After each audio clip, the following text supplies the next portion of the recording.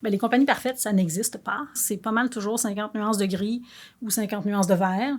L'idée, c'est de tendre vers le vert plus foncé.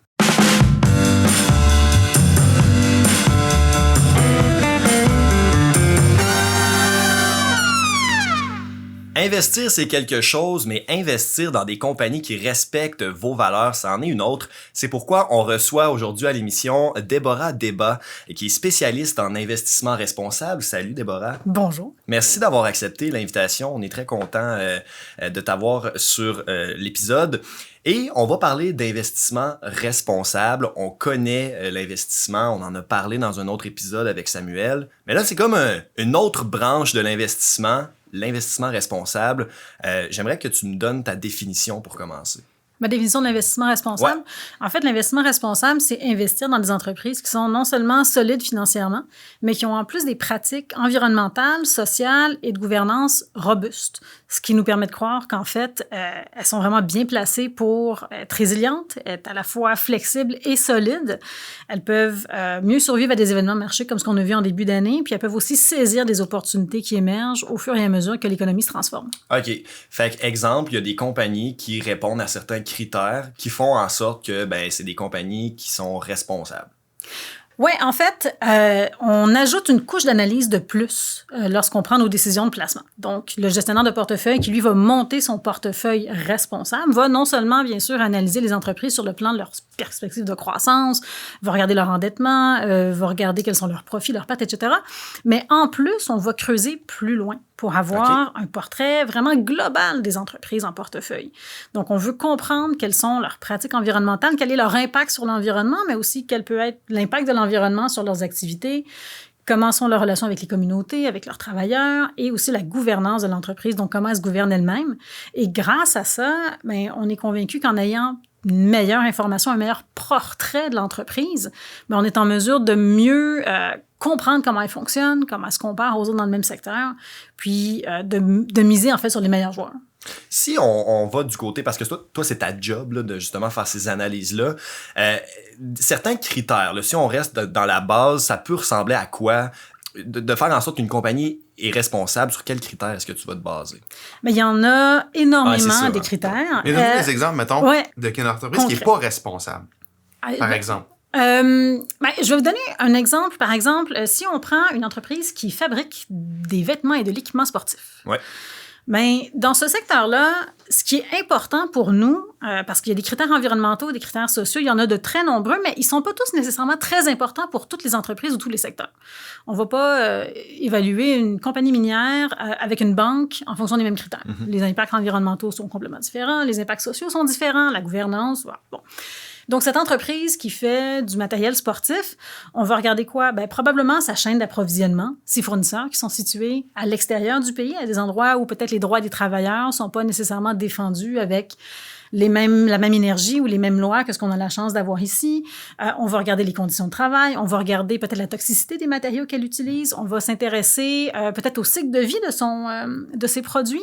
Est-ce qu'on est capable de faire rentrer de l'économie circulaire là-dedans? Est-ce que l'entreprise adopte des pratiques pour réduire la quantité de déchets utilisés, la quantité d'eau utilisée, pour mieux traiter ces déchets? Puis, une fois qu'on a une meilleure idée de ce que l'entreprise fait et aussi comment elle se compare avec les autres du même secteur, on pourra avoir une évaluation globale ajustée. Donc, le gestionnaire de portefeuille, lui, il va se faire une évaluation financière de l'entreprise. Il va se fixer un prix cible, puis une croissance cible également. Mais avec l'analyse ESG, on peut l'ajuster puis se dire, cette entreprise-là, peut-être que sur le plan financier, on pourrait espérer plus, mais en même temps, elle a des pratiques environnementales tellement avancées qu'elle fait une gestion de risque vraiment à la lettre de tout ça. Et donc, on est en droit de penser qu'elle va mieux se distancer ou se différencier de son compétiteur. Est-ce qu'en tant qu'investisseur, c'est plus compliqué d'aller vers des compagnies qui sont responsables ou de faire un investissement responsable, comparé à si tu t'investis dans n'importe quelle compagnie sans te soucier de l'impact que la compagnie a finalement? Mais effectivement, si comme investisseur, tu ne fais pas nécessairement une recherche approfondie sur les entreprises, te demander d'en faire une, ça devient plus compliqué. Mm-hmm. Mais c'est là où on peut avoir de l'aide. Il y a de l'information qui existe en ligne sur le site de Morningstar, sur le site de MSCI, MSCI. Ils vont donner un certain aperçu des cotes ESG ou de la qualité des pratiques ESG des entreprises. C'est l'information qui est limitée, généralement, accessible gratuitement. C'est aussi des opinions. Hein? Donc, c'est un bon départ, mais si on investit sans comprendre, il y a des bonnes chances que ça ne nous donne pas les résultats qu'on recherche. Alors, l'idée, c'est de trouver peut-être quels sont les fournisseurs qui pourraient nous aider ou les véhicules de placement qui existent et qui, eux, intègrent ce genre de stratégie à même leurs produits pour nous simplifier la tâche. C'est ça, mais j'allais dire de demander à son conseiller financier. Moi, j'ai un intérêt à ce que tu me parles des entreprises responsables. Ben là, lui a accès, j'imagine, à plusieurs fonds de différentes institutions bancaires, institutions financières qui va les enligner, mettons, vers différents fonds, par exemple. Effectivement, et l'offre en investissement responsable est en très grande croissance. Je pense que les différents acteurs financiers au Canada, au Québec, ont flairé la bonne affaire, puis ils commencent à intégrer ce genre de produits de plus en plus. Et il n'y a pas de standard dans l'industrie. Alors, ça devient important pour l'investisseur de poser des questions peut-être un peu précises à son conseiller pour comprendre quelles sont les stratégies qui sont mises de l'avant. Est-ce qu'on fait juste écarter, mettons, le tabac, l'armement, le pétrole, par exemple, ou est-ce qu'en plus, on fait une analyse approfondie de tous les secteurs? Est-ce qu'en plus, on fait de l'actionnariat engagé pour influencer les entreprises? Et puis, en fonction de si c'est un fonds commun de placement, un fonds négocié en bourse, un placement garanti lié au marché, il y a beaucoup de véhicules de placement dont une version responsable existe. Donc, en fonction de votre profil, il y a très certainement quelque chose là, qui va pouvoir vous servir. Parce que là, de plus en plus, on est en 2020, là, on parle d'environnement, etc. Est-ce que ça devient un atout pour les compagnies qui sont justement cotées responsables? Puis, à ce moment-là, est-ce que les compagnies peuvent essayer de trouver des twists, là, si je peux dire, pour justement avoir une bonne image, une bonne figure, mais en réalité... On a toujours une certaine crainte de l'éco-blanchiment, je pense, dans notre secteur, parce que il y a une perception de perfection des entreprises dans lesquelles on devrait investir comme investisseur responsable. Les compagnies parfaites, ça n'existe pas. Il n'y a pas de risque zéro. C'est rarement blanc ou noir. C'est pas mal toujours 50 nuances de gris ou 50 nuances de vert. L'idée, c'est de tendre vers le vert plus foncé. Donc, si je dis qu'il n'y a pas d'entreprise parfaite, c'est parce que c'est vrai en fonction de vos intérêts, de vos priorités. Vous pouvez avoir une opinion différente d'une entreprise en portefeuille ou même une entreprise peut être très bien aujourd'hui puis quelque chose arrive demain. Ouais. Alors, l'idée pour éviter l'éco-blanchiment, c'est de comprendre le produit dans lequel on investit puis de voir quelles sont les stratégies pour voir si ça nous correspond. Puis si c'est ça dont on a besoin, c'est d'aller avec celui qui est le plus près de nos priorités. Puis sachant que ça existe, ce produit-là existe, si on désire s'enrichir, parce que c'est un peu le sujet de notre podcast, comment on fait pour s'enrichir avec, mettons, des fonds éco-responsables puis une pratique qui est plus verte? Parce que j'ai l'impression des fois que quand on investit dans des trucs éco-responsables, ça donne moins de rendement. On dirait que des fois, j'ai l'impression que j'entends ça. Est-ce que c'est vrai? C'est un mythe qui perdure malgré des centaines d'études qui démontrent le contraire, malgré les résultats de rendement qu'on a vus, notamment depuis le début de l'année avec la COVID-19. La majorité des fonds responsables ont surperformé par rapport aux autres. Puis quand je dis les autres, c'est non seulement les fonds responsables, mais aussi tous les fonds en gestion traditionnelle de même catégorie. Pourquoi?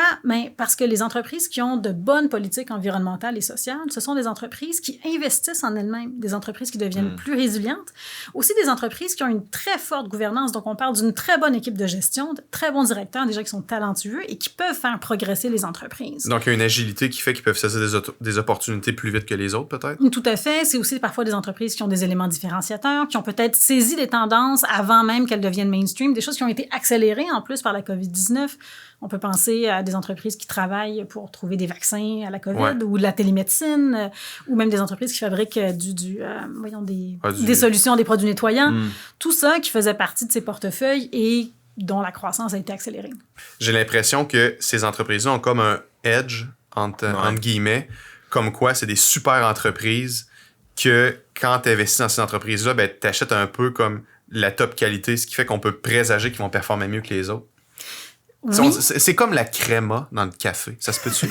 On peut-tu le voir ça de même? C'est comme le dessus. Oui, c'est ça. La crème de la crème. Oui. Après, il faut voir aussi que je reviens avec mes nuances. Il peut y avoir des très grands leaders dans leur secteur et on peut retrouver dans les portefeuilles des entreprises qui, elles, ont quand même un peu de chemin à faire. Alors, c'est sûr qu'il y a des endroits où on n'ira pas. On n'ira pas prendre des gens qui sont extrêmement retardataires sur le plan de leur pratique. Mais parfois, on va vouloir investir peut-être dans une entreprise avant qu'elle devienne leader. Pourquoi? Parce que comme la prise investisseur... de valeur, peut-être? Oui, en fait, tu sais, comme investisseur, ce qu'on cherche, puis nous, je dis une entreprise qui gère des fonds ou qui gère l'argent de ses déposants, elles ont un devoir fiduciaire. Il faut qu'on gère l'argent dans le meilleur intérêt des gens qui nous l'ont confié. Donc, évidemment, on veut faire croître nos placements. C'est ça le principal objectif. Si on investit seulement dans les leaders, sur le plan de l'évaluation financière, de l'évaluation boursière, on risque de peut-être pas exactement se différencier de la masse ou de l'indice, alors qu'en allant chercher des leaders en émergence qui ont des améliorations à apporter sur le plan ESG, mais qui sont prêts à le faire. Donc, ils se fixent des objectifs, ils mettent en place les moyens. Mais c'est là où on a peut-être des joueurs qui vont justement nous aider à nous détacher du lot.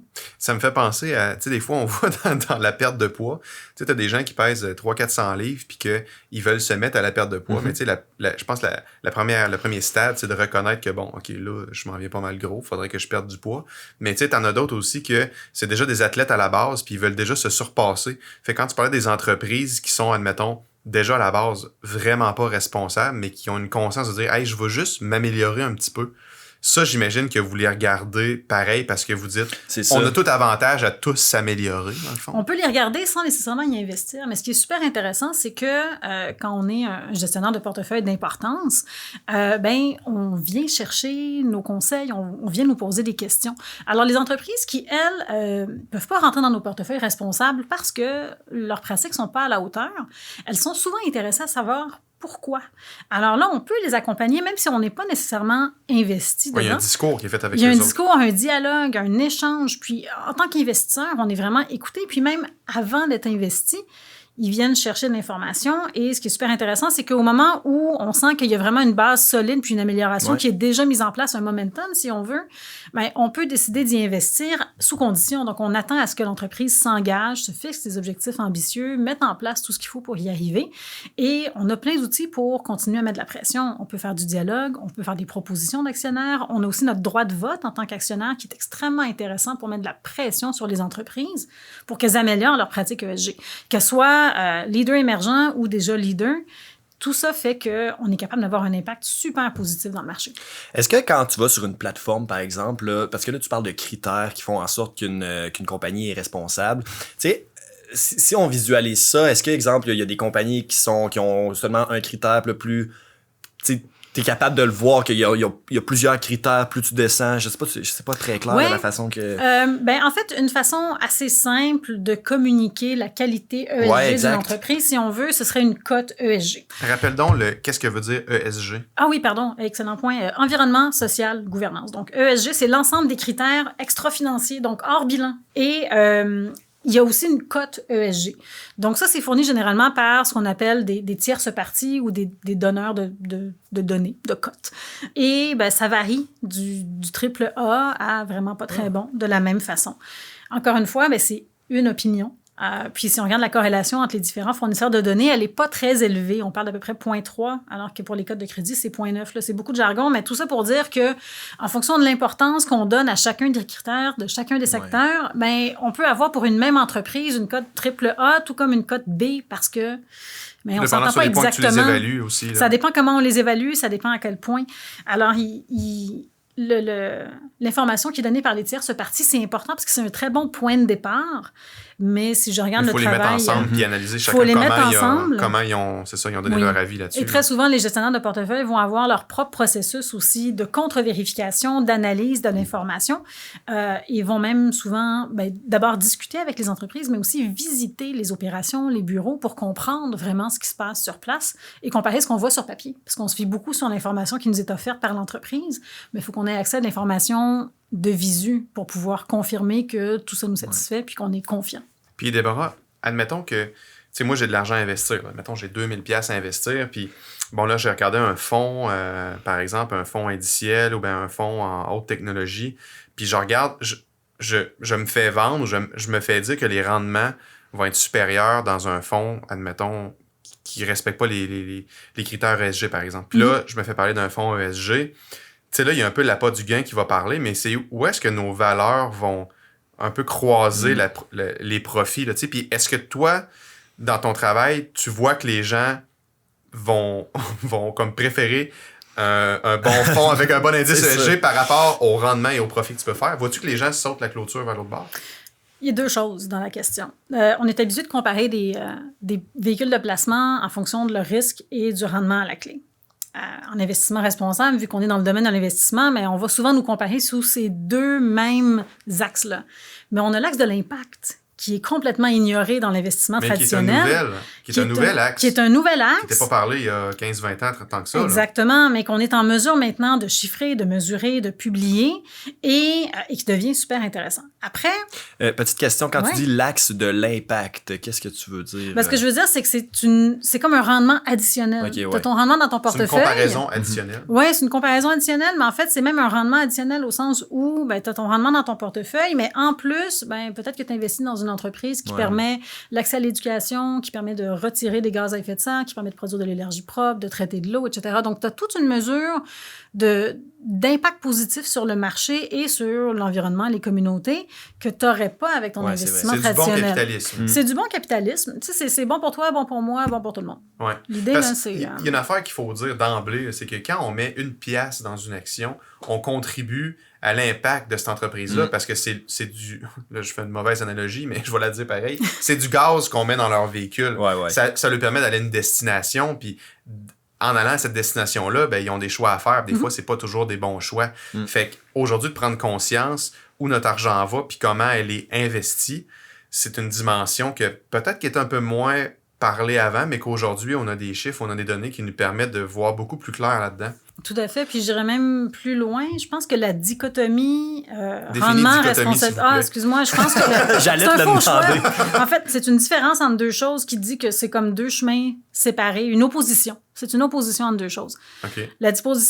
Donc, la dichotomie investissement responsable, rendement, c'est une fausse dichotomie. Ça n'existe plus, en fait. Ça a peut-être existé il y a 30-40 ans, mais maintenant, on n'a plus besoin de choisir entre la santé du portefeuille et la santé de la planète. On peut faire les deux. Okay. On peut miser sur des entreprises qui sont orientées pour amoindrir leurs impacts négatifs, améliorer leurs impacts positifs, puis même trouver des solutions à des enjeux environnementaux et sociaux. On n'a vraiment plus besoin de faire le choix maintenant. Penses-tu que dans 5-10 ans, ça va être la norme puis que tous les fonds vont devoir comme avoir un pourcentage de compagnies qui respectent un indice ESG, par exemple? Mais c'est-à-dire que il n'y a pas de définition de compagnie ESG ou de compagnie responsable. Mais l'idée de prendre en compte les aspects ESG d'une entreprise, donc environnementaux, sociaux et de gouvernance d'une entreprise avant d'y investir, je pense que ça a énormément sa place et c'est en train de prendre tout le secteur financier et plusieurs branches de la finance également. Tu as l'investissement, mais l'assurance le tient en compte, le financement le tient en compte. D'ailleurs, il y a des preuves comme quoi, des recherches qui disent que les entreprises qui ont de bonnes pratiques ESG ont un meilleur accès à du capital moins cher également. Donc, elles sont nécessairement plus profitables. Quand tu payes moins ton capital, absolument, ça coûte moins cher à opérer. Quand tu payes moins tes intérêts. Quand tu payes moins, c'est ça, quand tu payes moins cher d'intérêt. Tu payes moins cher ton capital, tu payes moins d'intérêt. Absolument. Fait que tu économises des coûts. Sur le bottom line, tu fais plus d'argent. Ouais. Tu parlais d'investissement, on parle d'investissement responsable. Est-ce que d'investir dans une compagnie qui n'est pas cotée responsable, c'est irresponsable? Je sais pas si tu comprends où je veux aller. Est-ce qu'il y a un investissement responsable puis un investissement irresponsable à ce moment-là? C'est une très bonne question. Je pense que le terme investissement responsable amène un jugement de valeur qui nous rend pas toujours la vie facile, en fait, parce que justement, ça amène cette opposition responsable-irresponsable.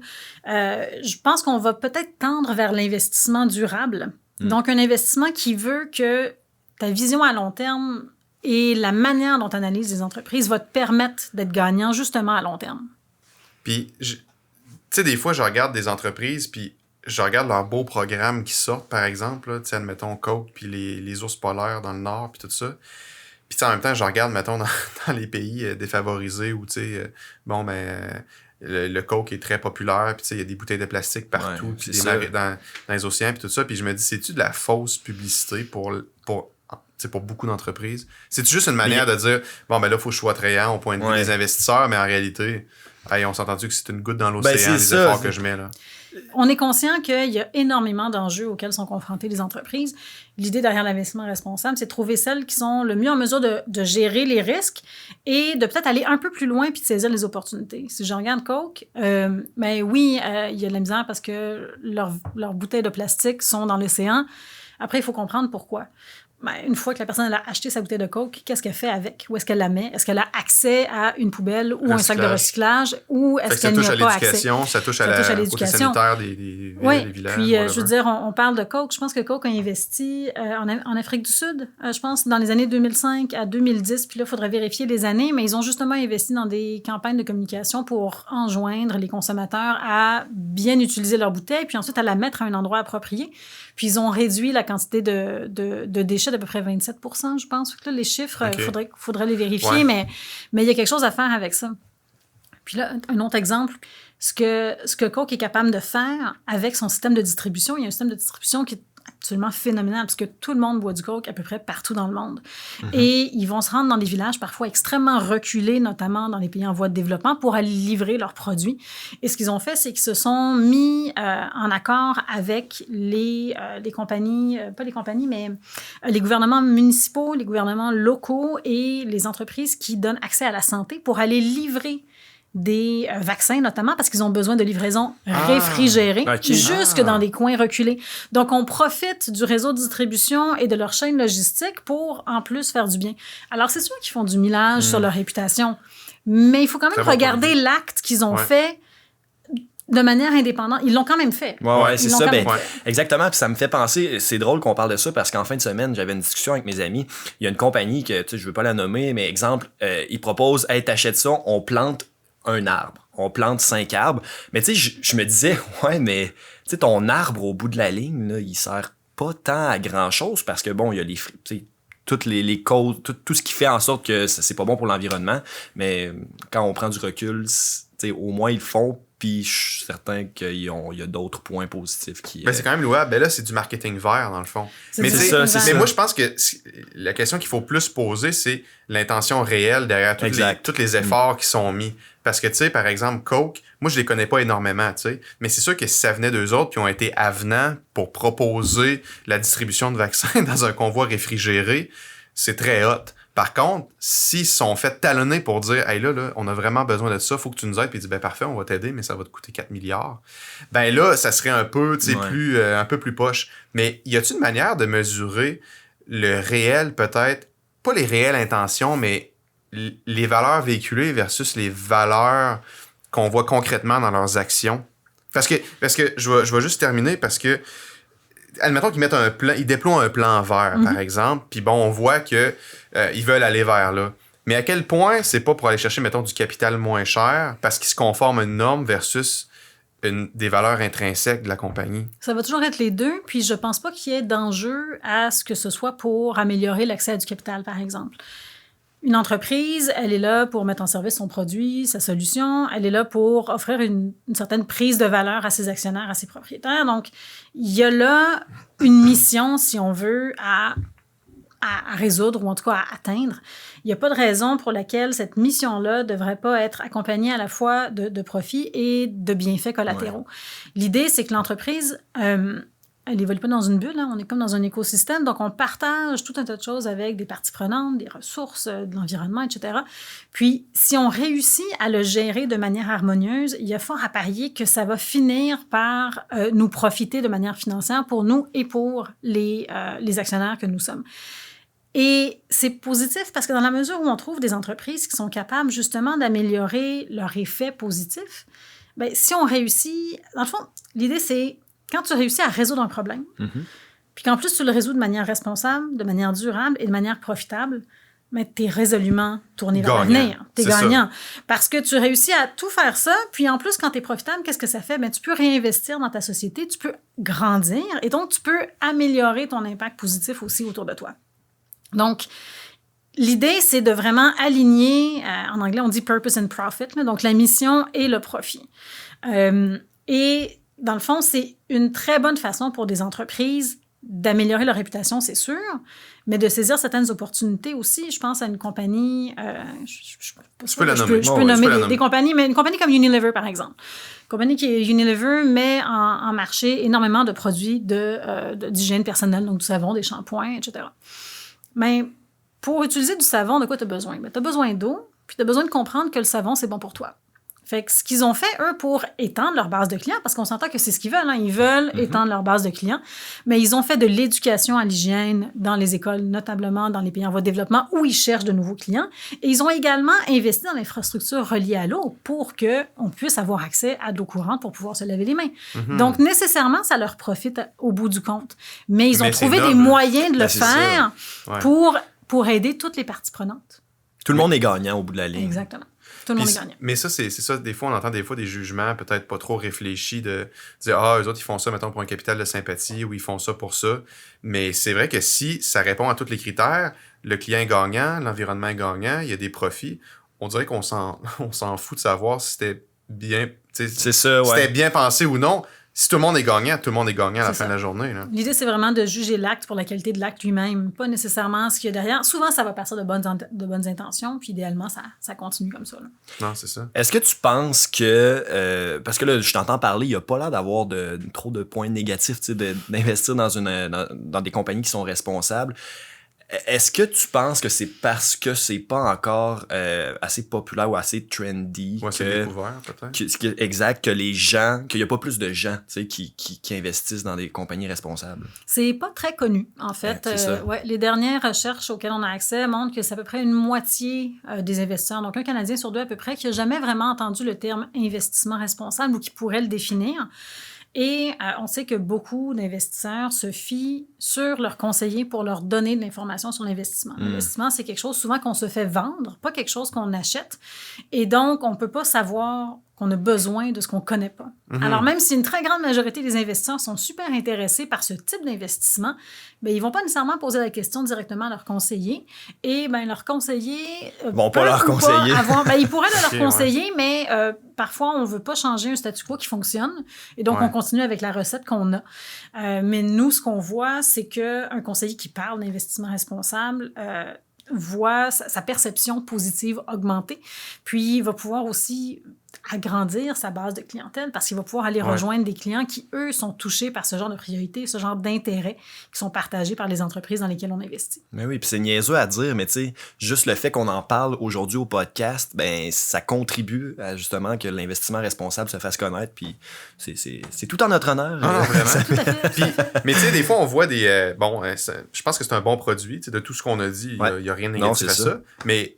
Est-ce que, admettons, d'investir dans un fonds comme ça, il y a un plus haut taux de frais de gestion du gestionnaire parce qu'il y a plus de travail à faire, donc ça coûte plus cher à l'investisseur d'acheter ces fonds-là?